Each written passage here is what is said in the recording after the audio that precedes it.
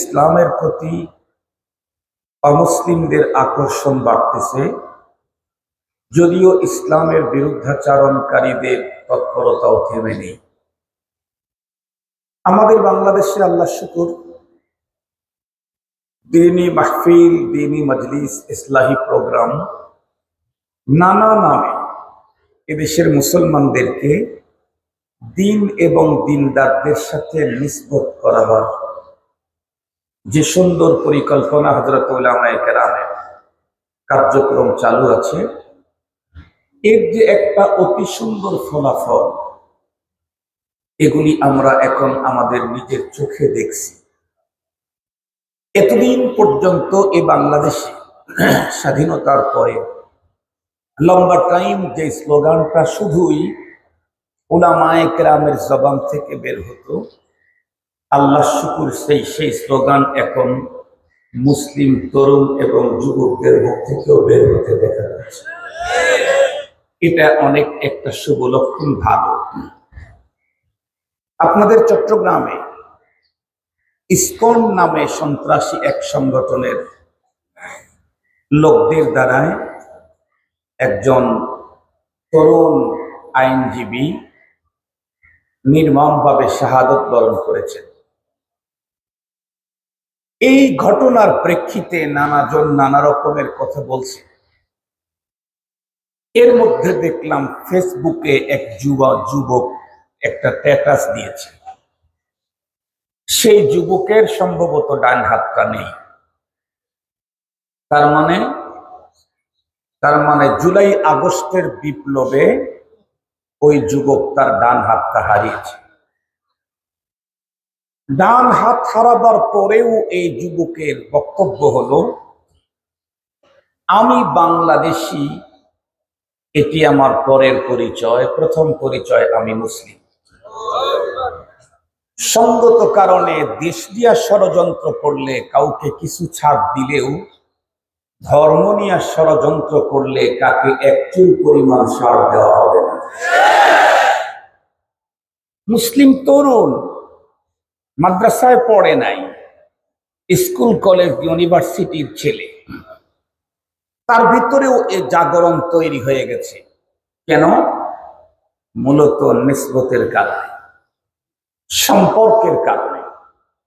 আপনারা একটু যদি গভীরভাবে লক্ষ্য করেন তাহলে দেখবেন মোল্লা বাড়ির ফ্যামিলি, মোল্লা ফ্যামিলির সদস্য ছোটবেলায় মাদ্রাসায় যেত, মসজিদে যেত, মক্তবে যেত, একটু বড় হওয়ার পরে উন্নত শিক্ষিত হয়েছে, অনেক বেশি ডিগ্রি অর্জন করেছে। এখন সে মসজিদ পর্যন্ত যাওয়ার টাইম নেই, আলেম ওলামার কাছে বসার টাইম নেই, ওয়াজ মাহফিল, ইসলাহি প্রোগ্রাম, খানকা, তাবলিগ এগুলিতে যাওয়ার টাইম নেই। দেখবেন মোল্লা ফ্যামিলির সদস্য হলেও সম্পর্ক ছিন্ন করার কারণে চলতে চলতে একটা সময় এই লোক ইসলামকে ছেড়ে দিয়ে নাস্তিকতাকে গ্রহণ করে। এটা সম্পর্ক নষ্ট হওয়ার কারণে। মুহতারাম হাজিরিন, সম্পর্কের কত দাম, সম্পর্ক কত জরুরি জিনিস, এই বিষয়টাই আমি আপনাদের খেদমতে আজকে পেশ করবো ইনশাআল্লাহ। একেবারে সহজ বুঝবার জন্য বলি, প্রথমেই আমরা অনেক সময় লক্ষ্য করেছি, বর্তমান সময় তো বাড়ি ঘরে সব জায়গাতে এখন থাকে, কি বলে, টাইলস লাগানো থাকে। এক ভদ্রলোক মসজিদের পুরা ফ্লোর সে নিজের টাকায় টাইলস লাগায় দিবে। সবচেয়ে দামি টাইলস, বাইরের টাইলস সে খরিদ করলো। খরিদ করার পরে তার মিস্ত্রি দিয়ে মসজিদের ফ্লোরে লাগায় দিল। পরবর্তীতে দেখা গেল বেশ কিছু টাইলস ওখানে বেঁচে গেছে। সে চিন্তা করলো, আমার বাসারও কাজ হচ্ছে, তো মেহমানখানাতেও লাগায় দিই। সে ওই টাইলস গুলি মেহমানখানার ওয়াশরুমে লাগায়। ভালো করে বুঝবেন, টাইলস কিন্তু একই কোম্পানির, দাম এক, বিক্রেতাও একটা, কিনেছেন উনিও একজন, যেই মিস্ত্রি এটাকে সেটিং ফিটিং করেছে সে মিস্ত্রিও একজন। মাগার একটার সম্পর্ক হয়েছে ওয়াশরুমের সাথে, আর একটা টাইলসের সম্পর্ক হয়েছে আল্লাহর ঘরের সাথে। ওয়াশরুমের সাথে যেই টাইলসের সম্পর্ক, ওই টাইলসের উপরে নরমাল একজন মানুষও খালি পায়ে ঢুকতে যাবে না। কি বলেন? জুতা পরে ঢুকবে। নরমাল রুচির একজন মানুষও ওই টাইলসের উপরে খালি পায়ে ঢুকতে যাবে না, জুতা পরে ঢুকবে। পক্ষান্তরে ওই টাইলস হুবহু একই মিস্ত্রি দিয়ে সেটিং ফিটিং করা হয়েছে আল্লাহর ঘরে। এই টাইলসের সম্পর্ক হয়েছে আল্লাহর ঘরের সাথে। বলুন তো দেখি, ওই টাইলসের উপরে কেউ জুতা পায়ে দিয়ে ঢোকার সাহস করবে কি? জুতা পায়ে দিয়ে ঢোকার সাহস তো নেই। বরং যত বড় পীর মাশায়েখ বুজুর্গ ওলি আব্দাল কুতুব হোক না কেন, যত বড় রাজাদি রাজ হোক না কেন, প্রত্যেকেই ওই টাইলসের উপরে নিজের কপাল ঠেকানোকে সাআদত মনে করে। টাইলস কিন্তু একটা, নিসবতের কারণে মূল্যের কত আসমান জমিনের ব্যবধান হয়ে গেছে। এক টাইলসের উপরে নিজের কপাল ঠেকানোকে সৌভাগ্য মনে করছে। ওই টাইলস ওয়াশরুমের সাথে সম্পর্ক রাখার কারণে সেইখানে খালি পায়ে কেউ ঢুকতেই চাচ্ছে না, জুতা পরে সেখানে ঢুকছে। মুহতারাম হাজিরিন, খুব ভালো করে কথাগুলি বুঝবেন, খুব ভালো করে। এই সম্পর্কের কারণে কারো দাম কমে, সম্পর্কের কারণে কারো দাম বাড়ে। সম্পর্ক যত বড় সাথে হবে তার মর্যাদা তত বড় হবে। যেমন যেমন সাহাবায়ে কেরামের সম্পর্ক ছিল নবীর সাথে, নবীর সাথে সম্পর্ক যাদের ছিল তারা সাহাবী হয়ে গেছে। সাহাবীদের সাথে যাদের সম্পর্ক ছিল তারা তাবী হয়ে গেছে। তাবেঈর সাথে যাদের সম্পর্ক ছিল তারা তাবেঈ তাবেঈ হয়ে গেছে। তাবেঈ তাবেঈনদের সাথে যাদের সম্পর্ক ছিল তারা আইম্মায়ে মুজতাহিদিন হয়ে গেছে। তার মানে সম্পর্ক যত বড় সাথে হয়, সম্পর্কধারী লোকটার মর্যাদা তত বাড়ে। মুহতারাম হাজিরিন, কিছুদিন আগেই, এই 4-5 দিন আগে আমার এক মুসল্লি আমাকে বলতেছিলেন, হুজুর আমার একটা কাজের ব্যাপারে দোয়া করবেন। আমি বলছি অবশ্যই আপনার এই কাজের জন্য দোয়া করব। তো উনি আমাকে বলতেছিলেন যে আমার একটা কাজ বিগত 15 বছর ধরে আটকে আছে হাইকোর্টে, হচ্ছে না। কেন? ওই বিগত সময়ের সরকার এটাকে হতে দেয়নি। তো এখন আপনি এত বড় আশার আলো দেখতেছেন কি করে? উনি বললেন যে বর্তমান অন্তর্বর্তীকালীন সরকার প্রধান যিনি আছেন তার ব্যক্তিগত একজন সচিব, উনি আমার খুব কাছের মানুষ। এই জন্য আমি এখন আশাবাদী যে আমার এই কাজটা এখন আর বন্ধ আর আটকা থাকার কোনো সম্ভাবনা নেই। বলুন তো দেখি, এটি কিসের কারণে? সম্পর্কের কারণে। মুহতারাম হাজিরিন, আমার সম্পর্ক যেমন লোকের সাথে হবে আমার মর্যাদা তেমন হবে। সম্পর্ক যদি দুনিয়াদারের সাথে হয় দুনিয়াতে পাওয়ার বাড়বে, সম্পর্ক যদি দিনদারের সাথে হয় আল্লাহর কাছে আমার মর্যাদা বাড়বে। আমি এখন নিজেই সিদ্ধান্ত নেব আমি আমার সম্পর্কটা কার সাথে করব। শুধু ফ্যামিলি, চেহারা সুরত, সৌন্দর্য এগুলি দিয়ে তেমন কোনো কাজ হয় না।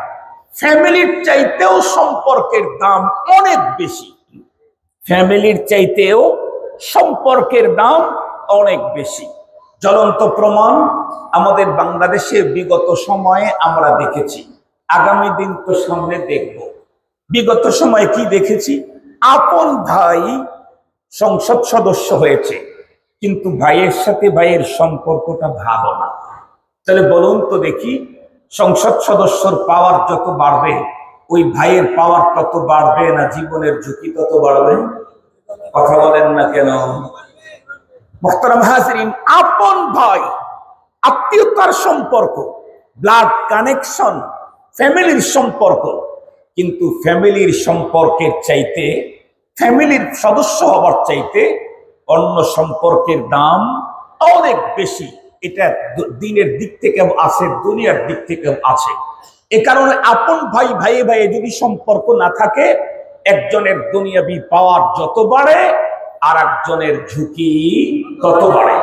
পক্ষান্তরে এমপির সাথে অনেক গুড কানেকশন, সে এদেশের নাগরিকই না, সে কাঁটাতারের ওপারের নাগরিক। বুঝেন নাই? কাঁটাতারের ওপারের নাগরিক, কিন্তু সম্পর্ক আছে এমপির সাথে। দেখবেন ওর এদেশের নাগরিকত্ব না থাকলেও এমপির সাথে সুসম্পর্ক থাকার কারণে ও এমপির চাইতে বড় দাপট নিয়ে আমার দেশে ঘুরে বেড়ায়। এটাই বাস্তবতা, এটাই হক, এটাই সত্য। এ কারণে রব্বে করিম আমাদেরকে স্পষ্ট কোরআনে হাকিমের ভিতরে ডেকে বলেছেন, ইয়া আইয়ুহাল্লাযীনা আমানু ইত্তাকুল্লাহ, এ ঈমানদার তোমরা তাকওয়া অর্জন করো। তাকওয়া যদি অর্জন করতে পারো তাহলে তোমরা আমার দোস্ত হয়ে যাবে। আল্লাহ পাকের কোরআনে আল্লাহ বলেন, ইন আউলিয়াউহু ইল্লাল মুত্তাকুন, আল্লাহর ওলি কারা? আল্লাহ বলেন মুত্তাকি যারা তারা। মুত্তাকি যদি হতে পারো তাহলে তুমি আমার দোস্ত হয়ে যাবে। তো আমার দোস্ত হতে চাইলে কাদের সাথে থাকতে হবে? দুশমনদের সাথে। আর একটু জোরে বলেন না কেন? আমি যদি আল্লাহর দোস্ত হতে চাই তাহলে আল্লাহর দুশমনদের সাথে থাকতে হবে না আল্লাহর দোস্তদের সাথে থাকতে হবে? আল্লাহ পাক সেটাই বলেছেন, ওয়াকুনু মা'আস সাদিকিন, তোমরা সম্পর্ক গড়ো, সাহবত এখতিয়ার করো, মাইয়াত এখতিয়ার করো, সংস্রবে থাকো, সময় দাও, নিসবত তৈরি করো। তাদের সাথে? সাদিকিনদের সাথে। সাদিকিনের সাথে তুমি যদি সম্পর্ক গড়তে পারো, কোন দেশের, কোন রাষ্ট্রের, কোন ভাষার, কোন কালারের, কোন সভ্যতার, কোন লেভেলের, এগুলি দেখার সুযোগ নাই। সম্পর্কের কারণে তোমার দাম এত বাড়বে, এত বাড়বে, জীবনে তুমি ভাবতেই পারবে না। এই বিষয়টা আপনাদের খেদমতে বুঝাবার জন্য 1400 বছর পূর্বের খায়রুল কুরুনের দুইজন মানুষের কথা আমি আপনাদের খেদমতে বলবো মাত্র, বাস খালাস, আমার বয়ান শেষ। একজন মানুষ বেলাল হাফসি রাদিয়াল্লাহু তাআলা আনহু, আমরা জানি উনি একেবারে প্রথম সারির কালো। কি বলেন? একেবারে কালো না? একেবারে কালো। এরপরে ওনার ঠোঁটগুলিও মোটা, এরপরে ওনার শব্দের উচ্চারণ অস্পষ্ট, এরপরে উনি কৃতদাস, বাড়িও হাফসাতে জন্ম, হাফসা মক্কা মদিনার জন্ম তার হয় নাই। কিন্তু এই লোকটা চলতে চলতে চলতে চলতে সম্পর্ক করলো কার সাথে? এমন এক নবীর সাথে যিনি নবীদের নবী। সুবহানাল্লাহ বলবেন না? উনি সম্পর্ক গড়লেন নরমাল কোন নবীর সাথে না, এমন এক নবীর সাথে সম্পর্ক গড়লেন যিনি নবীদের নবী, যিনি নবীদের ইমাম, যিনি নবীদের সত্যায়নকারী। আমার নবীজি একে তো নবীউল আম্বিয়া, অপর দিক থেকে ইমামুল আম্বিয়া, অপর দিক থেকে মুসাদ্দিকুল আম্বিয়া। আমার পয়গম্বর এত বড় পয়গম্বরের সাথে সম্পর্ক তৈরি করে ফেললেন হযরতে বেলাল হাফসি রাদিয়াল্লাহু তাআলা। সম্পর্কের কারণে এখন কি হলো? রব্বুল আলামিন তার প্রিয় হাবিবকে দাওয়াত করলেন। কোথায়? আরশে। আল্লাহ কোথায় দাওয়াত করলেন? আরশে। সফর শুরু হলো। পয়গম্বরকে রিসিভ করার জন্য আল্লাহ পাক রব্বুল আলামিন জিবরাইল আমিনকে 2 গ্রুপ পাঠায়া দিলেন ইস্তেকবালের জন্য। ইস্তেকবালের জন্য 2 গ্রুপ পাঠালেন। আল্লাহ তার প্রিয় হাবিবকে দাওয়াত করলেন, মেহমান হিসেবে নিয়ে যাবেন তার আরশে। ইস্তেকবালের জন্য 2টা গ্রুপ পাঠালেন। একটা গ্রুপ হলো নবী এবং রাসূলদের গ্রুপ। আজ আদম তা ঈসা আলাইহিস সালাম সমস্ত পয়গম্বরগণকে পাঠায়া দিলেন বাইতুল মুকাদ্দাসে। আল্লাহ পাক বললেন, আপনারা সবাই যান, আমার হাবিব আসতেছে আমার সাথে সাক্ষাতের জন্য, আপনারা বাইতুল মুকাদ্দাসে গিয়ে তাকে আমন্ত্রণ করেন, রিসিভ করেন। সে এক মজার কাহিনী। বাইতুল মুকাদ্দাসে কেন পাঠাইলেন সমস্ত নবীদেরকে? মজার কাহিনী হলো, আল্লাহ পাক রব্বুল আলামিন সমস্ত নবীদের কাছ থেকে একটা ওয়াদা নিয়েছিলেন রূহের জগতে। কোরআনে হাকিম আল্লাহ বলেন, وَإِذْ أَخَذَ اللَّهُ مِيثَاقَ النَّبِيِّينَ لَمَا آتَيْتُكُم مِّن كِتَابٍ وَحِكْمَةٍ ثُمَّ جَاءَكُمْ رَسُولٌ مُصَدِّقٌ لِّمَا مَعَكُمْ لَتُؤْمِنُنَّ بِهِ وَلَتَنصُرُنَّهُ قال أأقررتم وأخذتم على ذلكم إسري أقررنا قال فاشهدوا وأنا معكم من الشاهدين রব্বে করিম নবীদের কাছ থেকে একটা ওয়াদা নিয়েছিলেন রূহের জগতে। কি ওয়াদা? আল্লাহ বললেন, আমি আপনাদের সকলকে ইলম দেব, কিতাব দেব, নবুয়ত দেব, রিসালাত দেব, শরীয়ত দেব, দ্বীন দেব। একটা শর্ত আছে, কি? সুম্মা জাআকুম রাসূল, আপনাদের সবার পরে। সুম্মা লিতারাহি, সুম্মার ভিতরে দুই তরজমা, তাখির আখির, তাখির আখির, দুই তরজমাই আছে। পরে একেবারে শেষে একজন রসুল আসবে, তার প্রতি আপনাদেরকে ঈমান আনতে হবে। সমস্ত নবী রসুলগণ তখন বললেন, আকরারনা, আল্লাহ আপনাকে প্রতিশ্রুতি দিলাম। মজার কথা হলো, সমস্ত নবীদের কাছ থেকে আল্লাহ পাক আখিরি জামানার পয়গম্বরের প্রতি ঈমান আনার প্রতিশ্রুতি নিলেন, কিন্তু সমস্ত নবীগণ তো আখিরি নবী আসার আগেই চলে গেলেন। কথা কি বুঝাইতে পারছি? রূহের জগতে ওয়াদা দিয়ে আসলেন, আকরারনা, সমস্ত নবীদের প্রতি ঈমান আনব, কিন্তু সেই নবী আগমনের আগেই সবাই পৃথিবী থেকে চলে গেলেন। তাহলে বলুন তো দেখি, এই প্রতিশ্রুতি পালন হবে কেমনে? আল্লাহ পাক রব্বুল আলামিন সিস্টেম করে দিলেন। আমার হাবিবকে তো আমি আরশে ডেকে আনতেছি, তো এখন আজ আদম তা ঈসা সমস্ত পয়গম্বরকে পাঠায়া দেই, তারা বাইতুল মুকাদ্দাসে আমার পয়গম্বরকে রিসিভ করুন, আর ওই জায়গাতে ওই রূহের জগতে দেওয়া ওয়াদাটাকে পূরণ করবার জন্য বাইতুল মুকাদ্দাসকে আল্লাহ পাক চয়েস করে। কিতাবের ভিতরে লিখছে, হযরতে জিবরাইল আমিন পয়গম্বরকে শয়ন কক্ষ থেকে উঠায় নিয়ে আসলেন। বাইতুল মুকাদ্দাস পর্যন্ত আসার পরে নবীজি দেখলেন সমস্ত পয়গম্বর। জিবরাইল আমিনকে জিজ্ঞাসা করলেন, জিবরাইল এখন কি করার ভাই? এখন আজান হবে, তারপরে নামাজ হবে। তো আজান কে দিবে? জিবরাইল আমিন বলেন, আজকের আজানটা আমি দেব। আলহামদুলিল্লাহ বলবেন কি একটু? আজকের আজানটা আমি দেব। তো দেন আজান। জিবরাইল আমিন আজান শুরু করছে, আল্লাহু আকবার, আল্লাহু আকবার। বলেন তো দেখি মাসআলা কি? মুয়াজ্জিন যা বলবে মুসল্লিরা তাই বলবে। ওইখানে মুসল্লি আর মুক্তাদি আর ইমাম সমস্ত নবী রাসূলগণ, সমস্ত নবী রাসূলগণ জিবরাইল আমিনের কণ্ঠের সাথে কণ্ঠ মিলাইয়া আল্লাহু আকবার, আল্লাহু আকবার। জিবরাইল আমিন এবার বলে, আশহাদু আল্লা ইলাহা ইল্লাল্লাহ। সমস্ত নবী রাসূলগণ জিবরাইল আমিনের কণ্ঠের সাথে মিলাইয়া বললেন, আশহাদু আল্লা ইলাহা ইল্লাল্লাহ। এরপরে জিবরাইল আমিন আশহাদু আন্না, আন্না বলার পরে থেমে গেলেন। কেন? কারণ এখানে আদম সফিউল্লাহ, ইব্রাহিম খলিলুল্লাহ, মুসা কালিমুল্লাহ, ঈসা রূহুল্লাহ, মুহাম্মাদুর রাসূলুল্লাহ। আন্নার পরে আমি কোনটা বলবো? আন্নার পরে আমি কোনটা বলবো? রব্বে করিম জিগাইলেন, থামলে কেন? বলে এখানে তো আদম সফিউল্লাহ, ইব্রাহিম খলিলুল্লাহ, মুসা কালিমুল্লাহ, ঈসা রূহুল্লাহ, মুহাম্মাদুর রাসূলুল্লাহ সবাই আছেন, আমি কোনটা বলবো? রব্বে করিম তখন বলে দিলেন, যেখানে হাবিবুল্লাহ থাকে সেখানে আর অন্যটা বলার প্রয়োজন নেই, মুহাম্মাদুর রাসূলুল্লাহ বল। জিবরাইল আমিন আশহাদু আন্না মুহাম্মাদুর রাসূলুল্লাহ বলতেই আজ আদম তা ঈসা সমস্ত পয়গম্বর বললেন, আশহাদু আন্না মুহাম্মাদুর রাসূলুল্লাহ। যেই ওয়াদা আল্লাহ পাক নিয়েছিলেন রূহের জগতে, সেই ওয়াদাকে পূরণ করায় দিলেন বাইতুল মুকাদ্দাসে। বাইতুল মুকাদ্দাস এমন এক মসজিদ যেটা আমাদের প্রথম কিবলা।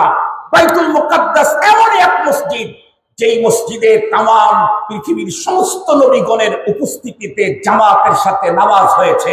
সঙ্গত কারণেই এই প্রজন্মের অন্তরের ভিতরে বাইতুল্লাহর প্রেম যেমন ঢুকানো হয়েছে, নবী আলাইহিস সালামের রওজায়ে আতহারের সবুজ গম্বুজের প্রেম যেমন ঢুকানো হয়েছে, বাইতুল মুকাদ্দাসের প্রেমও ঢুকায় দিতে হবে। বাংলাদেশের তরুণের অন্তরে বাইতুল মুকাদ্দাসের প্রেমের বীজ বপন করতে হবে, জানা দিতে হবে দুনিয়ার মানুষকে। শুধু গাজা একাই নয়, তাম পৃথিবীর 200 কোটি মুসলমান বাইতুল মুকাদ্দাসের জন্য নিজের জীবনকে নাজরানা করতে রেডি আছে। এ কারণেই আমাদের যাদের ঘরের ভিতরে ব্যবসা প্রতিষ্ঠানে এবং নিজেদের বৈঠকখানাতে বাইতুল্লাহর ছবি থাকবে, পয়গম্বরের সবুজ গম্বুজের ছবি থাকবে, সেখানে বাইতুল মুকাদ্দাসের ছবি রাখতে হবে। পারবেন ইনশাআল্লাহ? পারবেন ইনশাআল্লাহ? বাইতুল্লাহর ছবি যেমন জায়গা জায়গায়, বিশ্ব নবীজির রওজায়ে আতহারের সবুজ গম্বুজের ছবি যেমন জায়গা জায়গায়, বাইতুল মুকাদ্দাসের ছবিও জায়গা জায়গায় লাগাও। বাংলার এই ছবি দেখে ইহুদিবাদ তখন রেড সিগন্যাল পাবে। গাজাকে শেষ করলে কোনোদিন আমাদের রক্ষা হবে না, কারণ হাজার গাজা পৃথিবীতে আরো জ্বলন্ত প্রমাণ রয়ে গেছে। জাগ্রত আছে, ঘুমন্ত নেই, জেগে আছে। যখন যাকে দরকার, যেখানে দরকার, তখনই তারা তাদের কাজে যোগদান করবে। বক্তারাম সেদিকে যেতে চাই না। আল্লাহ পাক রব্বুল আলামিন পয়গম্বরকে নিয়ে গেলেন। পয়গম্বর আল্লাহ পাকের সাথে সাক্ষাৎ হয়ে গেল। কোরআন শরীফের মধ্যে আছে লম্বা কথা, একেবারে কাছাকাছি। ফাদানা ফাতাদাল্লা ফাকানা কাবা কাউসাইনি আও আদনা। কোন বর্ণনা এসেছে এতটাই কাছে রব্বে কারীম তার কুদরতের হাত তার পিয়ারা হাবিবের কাঁধের উপরে রেখে গল্প করেছে। আপনার বন্ধু একেবারে 20 বছর একসঙ্গে চলাফেরা, 20 বছর লন্ডন থেকে চলে আসছে। 20 বছর পরে যখন দেখা হয়, বন্ধুকে পেয়ে এত আনন্দ, পাশে যে সোফা আছে মনে থাকে না। अगर हम के राजे दिल बगुयम जानमियाबम वगर जाए शवद पैदा तोरा तन्हा नमियाबम वगर याबम तोरा तन्हा वहम शवद जाए पैदा बखुशी गुमकुनम खुदरा वमन खुदरा नमीदानम बखुशी गुमकुनम खुदरा वमन खुदरा नमीदानम। আকসার ওলামা তোলামা তর্জমা দরকার নেই, নির্ধারিত টাইমে শেষ করে দিতে হবে। মুহতারাম হাজিরিন, রব্বে কারীমের সাথে কথা হওয়ার পরে রব তার হাবিবকে বলবেন, হাবিব আমার তো অনেক প্রজেক্ট, আমার এতগুলি প্রজেক্ট দেখাবার টাইম নাই, তবে 2টা প্রজেক্ট আজকে আপনাকে দেখাই দেব। তার ভিতরে একটা হলো জান্নাতের প্রজেক্ট আর একটা জাহান্নামের প্রজেক্ট। বিশ্ব নবীজি জান্নাত জাহান্নাম নিজের চোখে দেখেছেন। এই কারণেই তো আমরা বয়ানে বলি, সমস্ত নবী রাসূলগণ জান্নাত জাহান্নামের ওয়াজ করেছেন না দেখে, আর আমার রাসূল ওয়াজ করেছেন নিজের চোখে দেখে এসে। নিজের চোখে দেখে এসে নবী আলাইহিস সালাম যখন জান্নাতের গেট দিয়ে ভিতরে ঢুকলেন, ঢুকেই দেখে সামনে বেলাল হাবশী খরম পায়ে দিয়ে হাঁটতেছে জান্নাতের ভিতরে। কি আজীব কাণ্ড! বেলাল খুব ভালো করে বুঝবেন, বেলাল হাবশীকে মূলত আল্লাহ পাক তার হাবিবকে দেখায় দিলেন, হাবিব আমার। বেলাল কালো কৃতদাস, হাবশাতে জন্ম, কিন্তু আপনার সাথে নিসবত হওয়ার কারণে বেলালের মাকামটা দেখেন, বেলালের পজিশনটা দেখেন, বেলালের চেয়ারটা দেখেন। এখন আমাদের দেশের কিছু আধুনিক বন্ধুদের মনের মধ্যে প্রশ্ন হতে পারে, বেলাল হাবশী তখন তো ইন্তেকাল করেননি, উনি তো তখন মদিনাতুল মুনাওয়ারাতে, তো জান্নাতে দেখলেন কেমনে? আমি একেবারে সহজ কথা বলি, এই প্রশ্ন এই যুগে আর করা যায় না। এই যুগে যদি এই জাতীয় প্রশ্ন কেউ করে তাহলে তাকে মূর্খ বলবে। কেন? এই যে এখানে কিছু ক্যামেরা চলতেছে, যদি লাইভ দিয়ে থাকে, আমি ওয়াজ করতেছি পটিয়া মাদ্রাসা ক্যাম্পাসের ভিতরে স্টেজে, এই মুহূর্তে আমাকে লক্ষ মানুষ দেখছে। কেউ দেখতেছে আমেরিকার হোয়াইট হাউসে, কেউ মালয়েশিয়াতে, কেউ কুয়ালালামপুরে, কেউ জার্মানে, কেউ জাপানে। আমার বাচ্চা কাচ্চা যদি চিন্তা করে আব্বু কই গেল একটু দেখি, ঘরের ভিতরে খাটে বসে দেখতেছে আব্বুকে এখানে। মানুষের তৈরি করা ক্যামেরার কারণে পটিয়ার আব্দুল বাসেত খানকে যদি পৃথিবীর কোটি জায়গায় দেখা যায়, এই মানুষটাকে যিনি তৈরি করেছেন তার প্রযুক্তির কারণে মদিনার বেলালকে জান্নাতে দেখা যায় না। মুহতারাম হাজিরিন, এজন্য এটা কোনো বিষয় না, এটা কোনো বিষয় না। সম্ভব অসম্ভব হলো বান্দার জন্য, রবের জন্য সব। আর জোরে বলেন সব। ইন্নাল্লাহা আলা কুল্লি শাইইন কাদির। মুহতারাম হাজিরিন, বেলাল হাবশী আল্লাহ তাআলা তার মাকামটা দেখিয়ে দিলেন। নবী আলাইহিস সালাম বেলাল হাবশীকে দুনিয়াতে ইসের থেকে ঘুরে এসে জিজ্ঞাসা করলেন, বেলাল তুমি কোন আমল করো? তোমাকে এই অবস্থায় দেখলাম। বেলাল হাবশী রাদিয়াল্লাহু তাআলা আনহু তখন উত্তর করেছিলেন, হুজুর আপনার সামনে আমি আমলের কি কথা বলবো, কারণ আমার কাছে যা মালামাল আছে সব তো আপনার গুদাউনের। বুঝেন নাই কথা? হযরতে বেলাল হাবশীর কাছে নিজস্ব কোনো পুঁজি আছে? আরো জোরে বলেন, নিজস্ব কোনো পুঁজি আছে? যত পুঁজি আউয়াবিন বলেন, চাষ্ট বলেন, ইশরাক বলেন, জিকির বলেন, তাকওয়া বলেন, সুফিগিরি বলেন, দরবেশি বলেন, যা বলেন সব তো কোন মহাজনের কাছ থেকে পাওয়া, কোন গোডাউনের কাছ থেকে পাওয়া? মুহাম্মদুর রাসূলুল্লাহ সাল্লাল্লাহু আলাইহি ওয়াসাল্লামের। এইজন্য বেলাল হাবশী বললেন, ওগো নবীজি, আপনার সামনে আমি কি বলবো? যা আমার কাছে আছে সব তো আপনার গোডাউনের। এরপরে হযরতে বেলাল হাবশী রাদিয়াল্লাহু তাআলা উত্তর করলেন, নবীজি, তবে আমার একটা কথা মনে পড়ে, এই কথাটা বলতেছি হলো আমি আপনারা সবাই আমল করার জন্য। নবীজি, আপনার মুখ থেকে আমি একদিন শুনেছিলাম অনেক আগে, আপনি বলেছিলেন পবিত্র অবস্থাতে থাকো, আর যখনই ওযু করবে তখনই 2 রাকাত তাহিয়াতুল ওযুর নামাজ পড়ো, এতে এত এত এত এত নেকি, এত এত মর্যাদা। হুজুর, সেই দিন থেকে আজ পর্যন্ত আমি তাহারাতের অবস্থা ছাড়া থাকি না, এবং জীবনে যতবার ওযু করেছি কোনোবার আমার ওযুর 2 রাকাত নামাজ ছুটে নেই। রাসূল করিম সাল্লাল্লাহু আলাইহি ওয়াসাল্লাম বললেন, বেলাল, এই ছোট আমলটা মালিকের কাছে অনেক চয়েস হয়েছে। আল্লাহ পাকের রাসূল তো বলেছেন, লা তাহকিরান্না শাইআন মিনাল মারুফ। কাজটা যদি ভালো হয় ছোট করে ভাবার কোনো সুযোগ নেই। কেন? ছোট কাজের উপরেও অনেক সময় রব বড় খুশি হয়ে যায়। তাহলে আমরা এতক্ষণ পর্যন্ত আলোচনায় কি বুঝলাম? জন্ম হলো সেই কি বলে হাফসাতে, তারপরে কালো, এরপরে কৃতদাস, তারপরে কথার ভিতরে শব্দের ভিতরে অস্পষ্টতা, কিন্তু নিসবত কার সাথে? নবীদের নবীর সাথে। মাকাম কি? বেলাল হাবশী মদিনাতে হাঁটেন আর আল্লাহ তার হাবিবকে বেলাল হাবশীকে জান্নাতে দেখায় দেন। আল্লাহু আকবার বলবেন না? এ হলো নিসবত। আর একটা নিসবত দেখেন বিপরীতমুখী, একেবারে সবচাইতে উন্নত জায়গায় জন্ম নিয়েছে। তাম পৃথিবীর যত জমিন আছে সমস্ত জমিনের ভিতরে সবচাইতে শ্রেষ্ঠতম জমিন মক্কার জমিন। কথা বলেন, কোন জমিন? সেই জমিনে জন্মগ্রহণ করলো। তাম পৃথিবীতে যত বংশ আছে তার ভিতরে সবচাইতে নামি দামি বংশ ইসমাইলি, হাশেমি, কোরাইশি, তারপরে মুত্তালিবি। যেই শব্দগুলি আমার রাসূলের জন্য লাগানো হয় সবগুলি লাগানো ছিল আবু লাহাবের জন্য। কথা বলুন না কেন? এই সবগুলি উপাধি আবু লাহাবের নাই? আবু লাহাব তো ইসমাইল, আবু লাহাব তো কুরাইশি, আবু লাহাব তো হাশিমি, আবু লাহাব তো মুত্তালিবি। শুধু মুত্তালিবি নাকি, আমার পয়গম্বর মুত্তালিবি একজনের মাধ্যমে, আবু লাহাব মুত্তালিবি ডাইরেক্ট। কথা বলেন না কেন? আবু লাহাব যে মুত্তালিবি বেলা ওয়াসিতা ডাইরেক্ট, আমার পয়গম্বর মুত্তালিবি ইনডাইরেক্ট বিল ওয়াসিতা। এরপরেও চেহারা কি সুন্দর, ফুটফুটে জ্যোৎস্নার মতো, জন্ম পৃথিবীর সবচাইতে উন্নত জায়গাতে, বংশ সবচাইতে দামি পৃথিবীতে, এর চাইতে উন্নত বংশ আর হয় না, নাই, আল্লাহ পাক দেয়ারই নাই। সেই বংশে জন্মগ্রহণ করার পরেও নিসবত কি নবীজির সাথে ছিল না অন্যদের সাথে ছিল? কথা বলেন না কেন? নিসবত ছিল অন্যদের সাথে।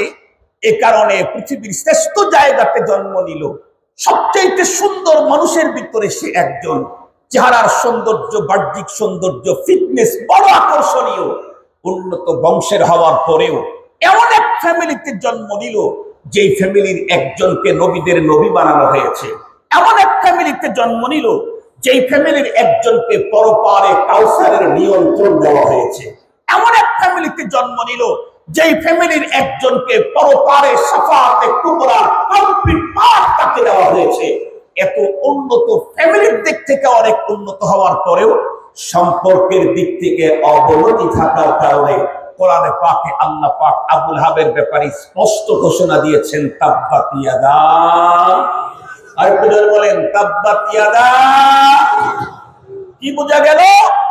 আবু লাহাব কুরাইশি, হাশিমি, মুত্তালিবি, ইসমাইলি এত কিছু হওয়ার পরেও পয়গম্বরের সাথে সম্পর্ক নিসবত কায়েম করতে পারে নাই। তাই রব তার ব্যাপারে চিরাচরিত ঘোষণা দিয়েছেন, তাব্বাত ইয়াদা আবি লাহাব। এই জন্য কথা বলতে চাই, মুসলমান ভালো করে বুঝবেন, আমি যেই বংশেই জন্মগ্রহণ করি না কেন, যেই এলাকাতেই জন্মগ্রহণ করি না কেন, আমার বডি ফিটনেস যতই উন্নত হোক না কেন, আমার চেহারা যতই সুন্দর হোক না কেন, আমার শিক্ষাগত যোগ্যতা যতই উন্নত হোক না কেন, আমার চেহারার পাওয়ার যতই উন্নত হোক না কেন, আমার নিসবত যদি নবী আর নায়েবে নবীদের সঙ্গে যদি না হয়, পক্ষান্তরে অন্য গ্রুপের সঙ্গে যদি হয়, আবুল আহাব কুরাইশি হাসিবি হওয়ার পরেও নিজেকে বাঁচাইতে পারে নাই, তামাম পৃথিবীর অন্য কেউ বাঁচার কোনো সম্ভাবনাই না। এ কারণেই তো রব্বুল আলামিন কোরআনে হাকিমের ভিতরে স্পষ্ট বলে দিয়েছেন, ইয়া আইয়ুহাল্লাযীনা আমানুত্তাকুল্লাহ ওয়া কুনু মা'আস সাদিকিন। ও ঈমানদারেরা, ভিতরে তাকওয়া ভরো, তাকওয়া ভরো। তাকওয়া যদি ভরতে পারো তাহলে তোমরা আমার বন্ধু হয়ে যাবে। কেমনে? আল্লাহ বলেন, ইন আউলিয়াহু ইল্লাল মুত্তাকুন।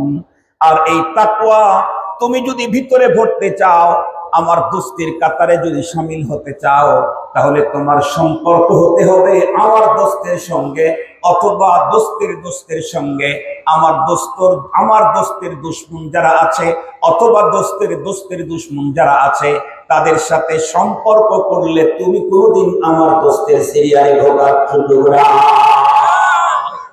মুহতারাম হাজিরিন, লম্বা কথা বলার প্রয়োজন নেই। আমি যেই সাবজেক্টটা আপনাদের খেদমতে প্রকাশ করেছিলাম, বলেছিলাম নিসবতের কত বড় দাম, এটি আপনাদের খেদমতে বুঝাবার জন্য চেষ্টা করব।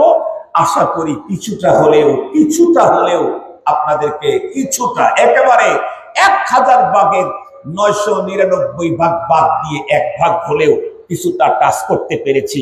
যতটুকুন পেরেছি এটা আল্লাহ পাকের ফজল ও করমের কারণে, যতটুকুন অস্পষ্টতা রয়ে গেছে এটা আমার জাহালতার দুর্বলতার কারণে। আসুন উলামায়ে উম্মতকে বাদ দিয়ে এই স্পষ্ট বক্তব্য আমার না, আল্লাহর কোরআন পয়গম্বরের হাদিসে, মানুষের চিকিৎসার জন্য, সেটা পায়ের হোক আর পেটের হোক আর পিঠের হোক আর চামড়ার হোক আর চুলের হোক, ডাক্তার ছাড়া কোনো চিকিৎসা হয় না। ইঞ্জিনিয়ার দিয়ে কোনো দাঁতের চিকিৎসা হয় না। কথা বলেন না কেন? ইঞ্জিনিয়ার দিয়ে কি দাঁতের চিকিৎসা হবে? ব্যারিস্টার দিয়ে কি পেশাবের চিকিৎসা হবে? আর একটু জোরে বলেন। মাথার চিকিৎসা কি পিসাবে দিয়ে হবে? বক্তাকে দিয়ে কি হাতের চিকিৎসা হবে? বিষয়টা যদি চিকিৎসার হয় তাহলে ডাক্তারই লাগবে, এই স্পষ্ট কথা। বিষয়টা যদি ধর্মের হয় তাহলে নায়েবে নবী লাগবে। অন্য কাউকে দিয়া দ্বীনের কাজ কখনোই 100% হতে পারে না। সেটা তাবলীগ হোক, সেটা ইসলামী সিয়াসত হোক, সেটা খানকা হোক, সেটা মাদ্রাসা হোক, সেটা মসজিদ হোক, সেটা ঈদগাহ মাঠ হোক, সেটা কবরস্থান হোক, কাজটা যদি ধর্মের হয়ে থাকে তাহলে নায়েবে নবী লাগবে, অন্য কাউকে দিয়া হতে পারে না। এই কথাটা মাথার ভিতরে রাখেন। যেই কাজের ভিতরে নায়েবে নবী দ্বীনের কাজে আছে, সেই কাজ সহিহ উসুলে চলবে। যেই দ্বীনের কাজে নায়েবে নবী নাই, সেটা পথভ্রষ্টতার এক উজ্জ্বল দৃষ্টান্ত হয়ে থাকবে। আল্লাহ পাক এই হক হাকিকত বুঝার তৌফিক দান করুন। ওয়া আখিরু দাওয়ানা আলহামদুলিল্লাহি রাব্বিল আলামিন। আসসালামু আলাইকুম ওয়া রাহমাতুল্লাহি ওয়া বারাকাতুহু।